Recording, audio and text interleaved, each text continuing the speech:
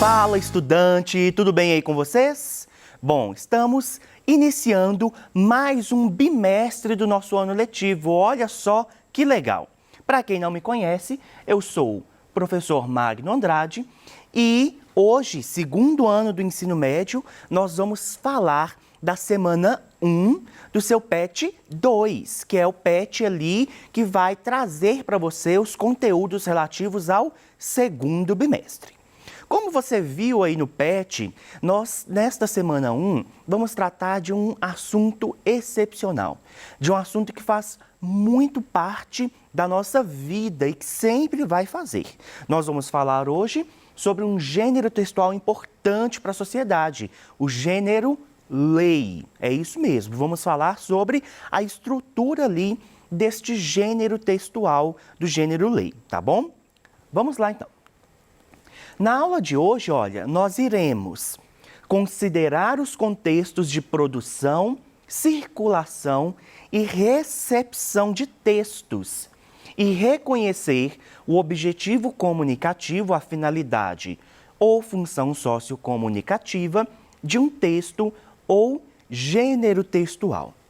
Então, o nosso objetivo da aula de hoje é justamente esse: entender qual é a finalidade ou função sociocomunicativa de um texto ou gênero textual. Neste caso, do gênero textual lei. E aí nós vamos conversar um pouco então sobre esta função sociocomunicativa, tá bom? Bom, para isso nós precisamos refletir sobre o porquê da importância de sabermos ler e interpretar uma lei. Professor, lei, você vai falar hoje sobre lei, mas eu não sou advogado, nem quero ser, não vou ser juiz, então por quê? Por que que nós precisamos de discutir, eu, aluno do segundo ano, preciso de discutir sobre o gênero lei? Por quê, galera? A lei é um gênero textual, são textos que circulam pela sociedade e que regem a forma como nós, pessoas sociais, pessoas que convivemos ali em sociedade, vamos e podemos agir diante de algumas situações.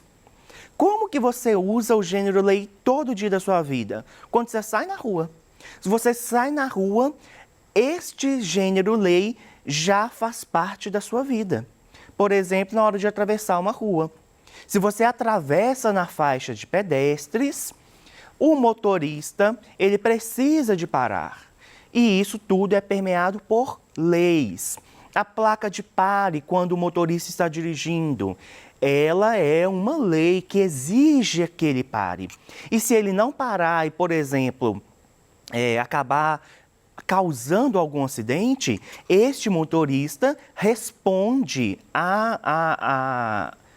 na esfera criminalística sobre esta lei que ele infringiu. Então, é muito importante que nós saibamos quais são as leis que rondam o nosso dia a dia. Se você, por exemplo, compra um produto e aí aquela camisa não serviu em você, ou aquele alimento que você comprou, ele veio estragado, e aí você quer trocar, você quer o seu dinheiro de volta.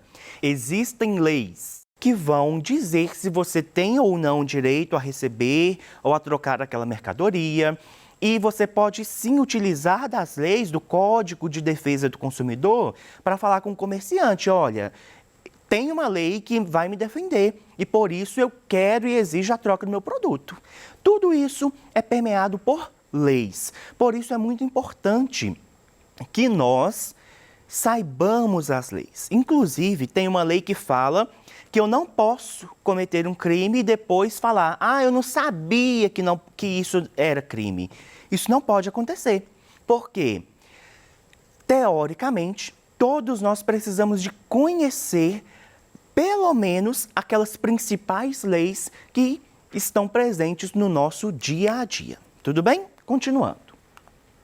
Outra pergunta que é importante e que a gente vai responder aqui agora é: como surge ou como é criada uma lei? A lei surge do nada? Pronto, surgiu uma lei. É assim? Não é desse jeito. A lei ela é, a grosso modo, criada, elaborada pelas pessoas que pertencem ao poder legislativo.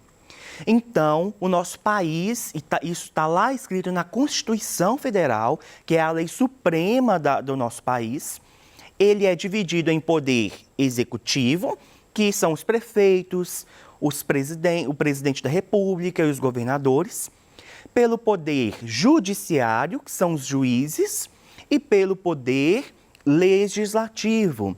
E quem é o poder legislativo? Os deputados federais, os deputados estaduais, os vereadores. Eles compõem também o poder legislativo. E são essas pessoas que a gente vota para poder exercer este poder, que vão criar um projeto de lei, que este projeto de lei vai ser apreciado por todos aqueles que pertencem ao poder legislativo daquele lugar e que vão ser votadas para se tornar lei ou não. Depois que é votado, por exemplo, eu tenho um projeto de lei, eu sou deputado, e aí eu tenho um projeto de lei e todos os deputados ali, ou a maioria dos deputados gostaram, votaram e aprovaram. Ele vai lá para a mão do governador ou do presidente, dependendo do nível. E aí o presidente, o governador, o prefeito vai sancionar, vai falar, beleza, essa lei aí está aprovada e ela passa a agir ali em toda aquela sociedade, tá bom? Essa fotinha aqui, olha, ela é do Congresso Nacional. É aqui neste lugar, lá em Brasília, que trabalham os deputados federais. Aquelas pessoas que vão votar, então, leis que vão funcionar em todo o país, em toda a esfera nacional, tá? E aí, aqui no estado de Minas Gerais, nós temos a Assembleia Legislativa, que fica aqui na cidade de Belo Horizonte.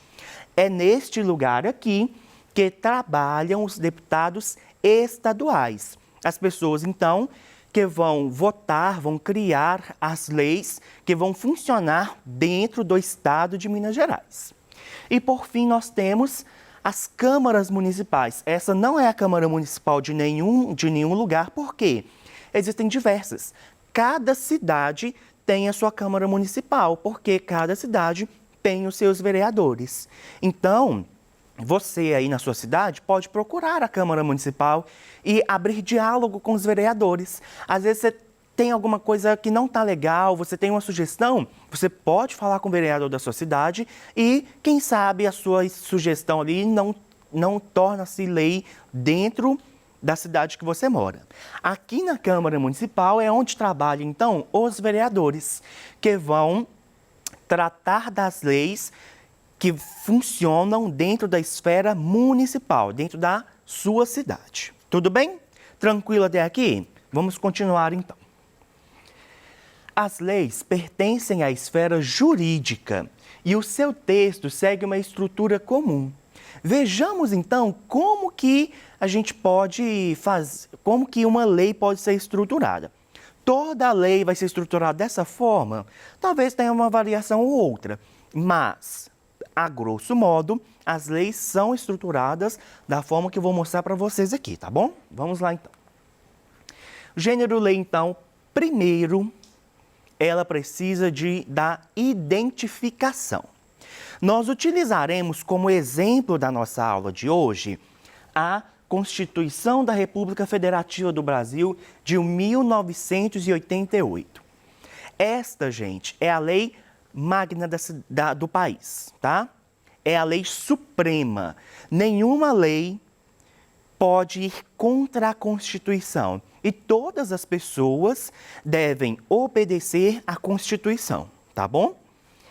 E o gênero, então, ele tem a identificação. A identificação, basicamente, é esta imagem aqui. Professor, essa imagem aqui é qualquer imagem eu posso pôr? Não. É o brasão, tá? É ali a imagem que vai representar o poder. Aqui, no caso, nós temos o que representa a presidência da República. Mas, por exemplo, para o estado de Minas Gerais é outro, para a sua cidade vai ser o da sua cidade, tá bom? Faz parte, então, da identificação. O brasão, a identificação de qual é aquele poder. Aqui nós estamos falando da Presidência da República. Portanto, estamos falando de uma lei que é a nível federal. Aqui nós temos, então, o nome dessa lei. Toda lei ela tem um nome, é o nome mesmo, é o nome próprio daquela lei, tá? Toda lei tem um nome e vai vir também na identificação o nome desta lei, beleza? Continuando. Dentro, no corpo da lei, ela é dividida em 3 partes: título, capítulo e seção. Como que é isso, professor? Pensa em um funil, gente. O título é a parte mais ampla. E aí depois vem o capítulo, que é uma parte um pouco mais específica dentro daquele título, e a seção, que é mais específico ainda dentro daquele capítulo, que está dentro daquele título. Vamos ver na prática. O título 3 da Constituição fala da organização do Estado. Olha como que é amplo, então. Eu estou falando de toda a organização dos estados brasileiros. E aí, para especificar um pouco, eu tenho o capítulo 5, do Distrito Federal e dos Territórios. Olha, então, enquanto aqui eu estou falando do Estado, ou seja, todos os estados, da organização de todos eles, aqui eu especifico, olha, vou falar nessa parte aqui só do Distrito Federal e dos Territórios. E aí, especificando mais ainda, na seção 1, ele vai tratar somente do Distrito Federal. Então, ele deixa a parte dos outros territórios e vai tratar somente do Distrito Federal. Perceba, então, que ele vai afunilando as informações. Estas são as divisões básicas que uma lei, principalmente se for uma lei mais extensa, como é a Constituição, que ela vai ter. Tudo bem? Continuando. Depois, dentro lá, que pode ser do título, ou do capítulo, ou da seção, nós vamos ter outras divisões, olha. Que são os artigos, os parágrafos, os incisos e as alíneas. Isso também é uma forma de especificar ou de dar um direcionamento mais fechado em relação às informações que foram dadas até agora. Professor, eu não entendi nada. Espera aí que eu vou te explicar. O artigo, gente, que quando é até o 9 a gente fala artigo 1º, artigo 2º, artigo 3º, e aí depois a gente fala artigo 39, por exemplo, ele é uma parte da lei que vai tratar de um assunto específico. E aí, dentro desse artigo, ele pode ser dividido pelos parágrafos. Quando ele tem um parágrafo só, é parágrafo único, ou então ele vai ter este sinalzinho aqui, olha, tá vendo? Parece que é 2 S's que são entrelaçados um no outro. Este sinalzinho aqui significa a palavra parágrafo. Então, ou quando ele não é parágrafo único, ele é parágrafo 1º, parágrafo 2º, parágrafo 40, por exemplo, tá bom? Dentro dos parágrafos, eu posso ter, dentro dos parágrafos ou dentro dos artigos, eu posso ter os incisos. E quando eu quero especificar algo que está dentro do inciso, eu coloco as alíneas. Então, olha, o artigo ele sempre vai ser precedido por isso aqui, olha, ART, que significa artigo, e o número dele. O parágrafo, se ele não for único, ele vai ser precedido por este sinalzinho aqui de parágrafo e o número dele. Os incisos sempre serão precedidos pelos números romanos, tá? E as alíneas sempre serão precedidas pela ordem alfabética em letra minúscula, A, B, C, D, e aí pode continuar. Tranquilo, gente? Tudo bem até aqui? E por fim, lá no finalzinho, a gente tem a assinatura. A assinatura é do chefe daquele poder que sancionou ou que esteve ali participando da elaboração daquela lei. No caso da Constituição, quem assina ela é Ulisses Guimarães. Normalmente, quem assina as leis a nível federal são os presidentes, é o presidente da República. Mas Ulisses Guimarães não era presidente da República, ele era o presidente da Assembleia Constituinte, ou seja, formou-se um grupo grande para poder pensar a Constituição. E quem era o presidente deste grupo era Ulisses Guimarães, lá naquela época. Tranquilo, gente? Vamos continuar então? Já que nós conhecemos a estrutura desse gênero-lei, a gente vai resolver uma questão que vai nos ensinar, que vai fazer com que a gente reflita sobre a leitura de uma lei, tá bom? Vamos lá então. Vamos ler um trecho da Constituição Brasileira. Artigo 3º. Constituem objetivos fundamentais da República Federativa do Brasil. Presta atenção. Percebam aqui então que eu tenho o artigo 3º e que eu tenho os incisos que vão dar um direcionamento específico em relação ao assunto que o artigo traz. O artigo, então, ele tem a intenção de trabalhar com os objetivos fundamentais do país, da República Federativa do Brasil. E aqui eu tenho como se fosse uma lista desses objetivos. Vamos lá então, inciso 1.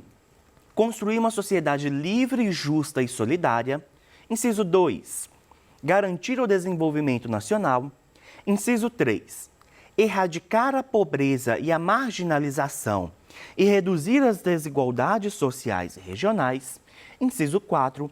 Promover o bem de todos, sem preconceitos de origem, raça, sexo, cor, idade e quaisquer outras formas de discriminação.